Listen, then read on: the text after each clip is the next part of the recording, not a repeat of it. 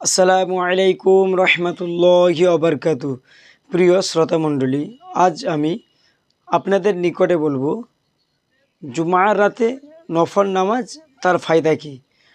একটি কথা বলে দিই, জুমার রাত বলতে অনেকে ভুল করে বৃহস্পতিবারের রাত, অর্থাৎ বৃহস্পতিবার মাগরিবের পরে সময়টুকু শুক্রবার রাত অর্থাৎ জুমার রাত বলা হয়। এ রাতে নফল নামাজের বহু ফায়দা গুরুত্ব আছে।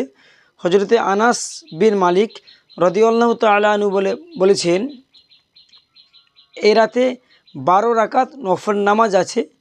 আপনি প্রথম রাকাতে সূরা ফাতিহা পড়ে তার সাথে আপনি যে কোনো সূরা মিলিয়ে পড়তে পারেন। দ্বিতীয় রাকাতে আপনি সূরা ফাতিহা পড়ে যে কোনো সূরা পড়তে পারেন, সমস্যা নেই। এই নামাজ পড়লে ফায়দা কী আছে? তিনি বলেছেন, এই নামাজ পড়লে ফায়দা হলো আল্লাহ তাআলা সেই ব্যক্তির জন্য জান্নাতের মধ্যে একটি সুউচ্চ বালাখানা তৈরি করবেন এবং সমস্ত মুসলমানের তরফ থেকে সেই ব্যক্তি একটি সদকা আদায় করলো এবং আল্লাহ তাআলা সেই ব্যক্তিকে মাফ করে দেবেন। নফল নামাজের নিয়ত হচ্ছে এইভাবে নিয়ত করবেন, 2 রাকাত করে 12 রাকাত।